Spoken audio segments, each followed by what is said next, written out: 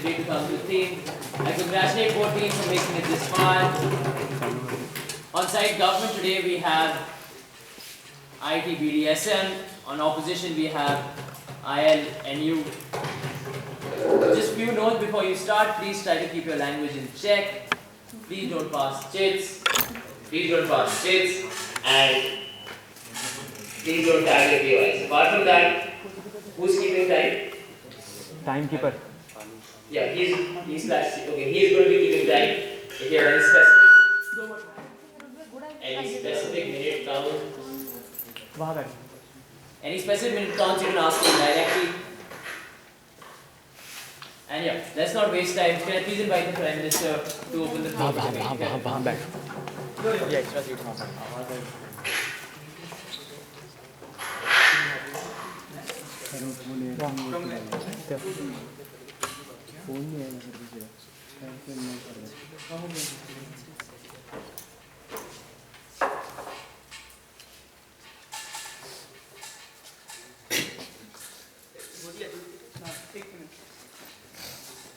Can you repeat the before you start? This believes that the Occupy Center movement should demand complete democracy.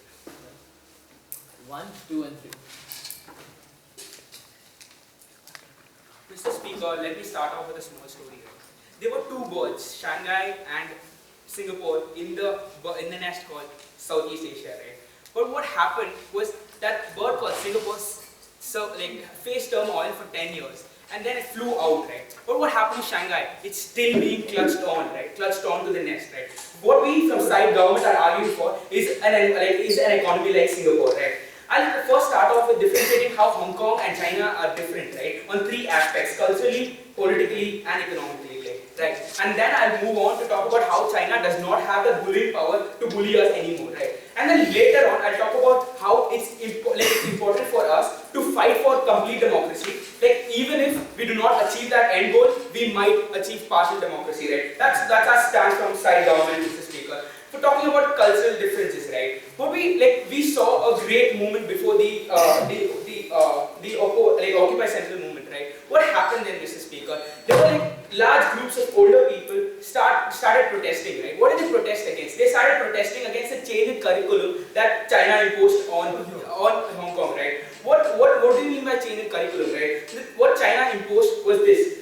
It tried to change and tweak the curriculum in a way to convey the image of Hong Kongians to be more culturally attached to China, right? They tried to prove a link where there existed no link, right? People rose against this. People got aggravated, right? That China tried to act as a big daddy to Hong Kong, but people from Hong Kong refused to accept that, right? That is the kind of cultural difference that we're talking about, Mr. Speaker. What kind of we've seen and continue to see opposing to movement of people, right?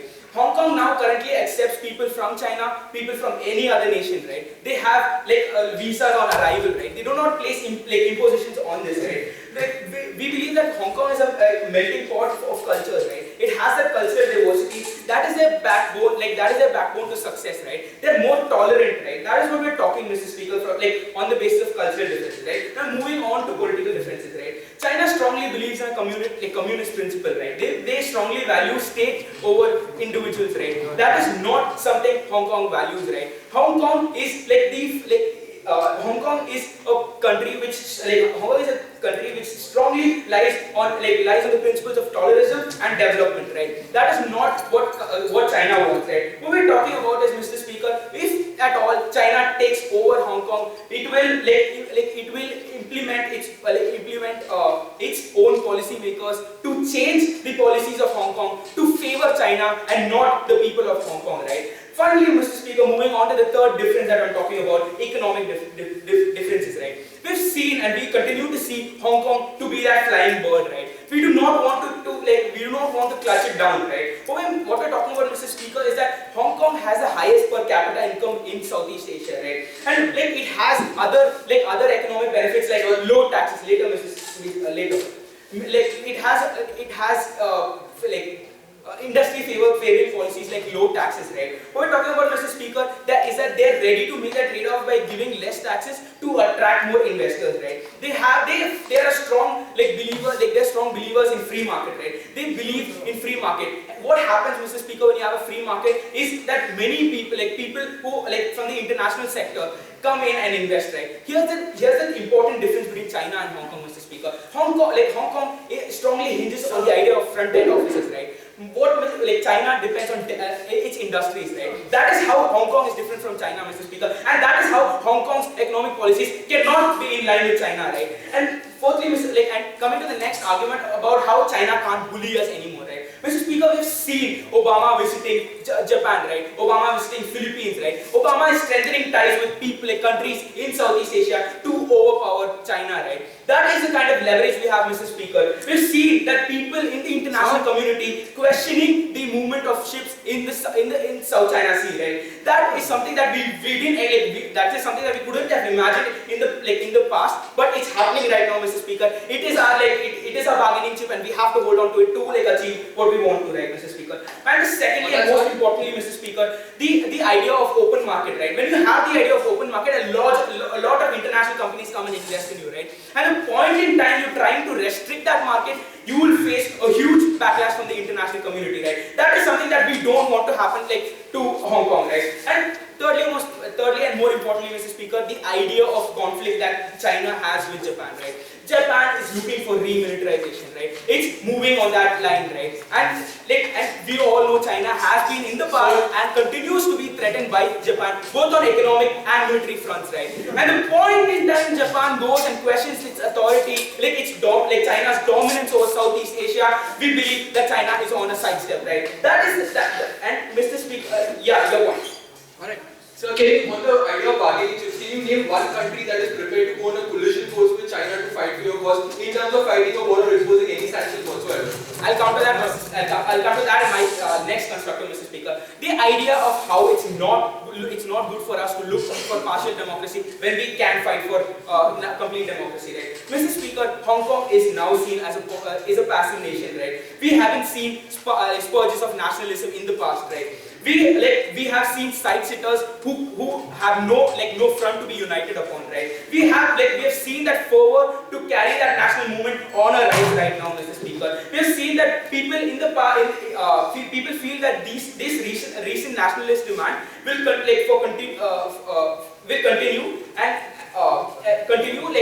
unless we believe that we from proposition believe this, right? We believe that unless we take an aggressive stance against China, this national movement will die off, right? At the point in time this nationalist movement dies off, China will overpower us, right? And it will continue to impose its policies on us, right? It is imperative for us to extend the kind of democracy that Hong Kong enjoys, right? Mr. Speaker, get this straight, right? If you go to the bargaining table, you go to the bargaining table and call China, it doesn't you do not have the upper hand, right? The point in time China calls you for bargaining, that is the time when you have the upper hand. That is the time when you can push for policies that benefit you. That is the time that you can that is the time when you can opt for complete democracy, right? Mr. Speaker, that is why we are very proud to propose.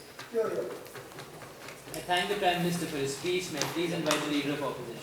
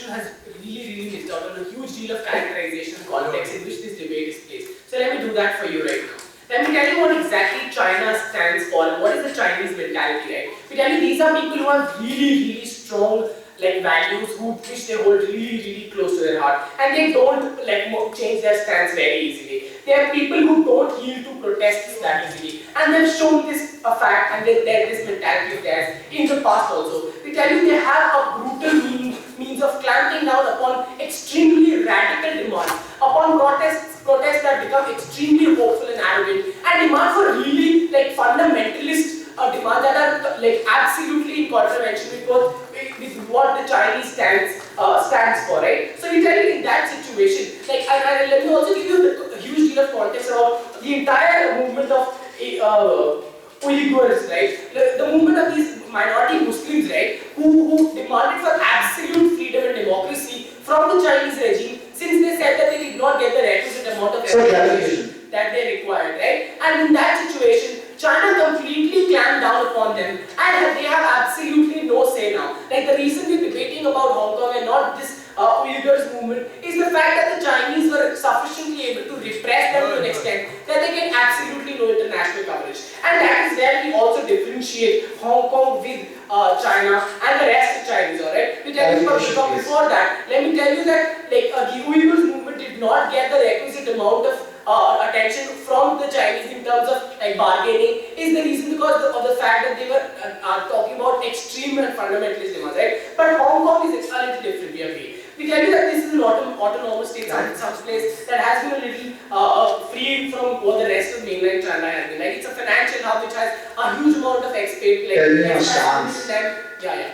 Are you going to accept all conditions of China? If not, what is the partial democracy you are arguing for? What are the conditions? Let me tell you what our concept of partial democracy is going to be in the later in my speech. But let me deal with what Hong Kong stands for right now.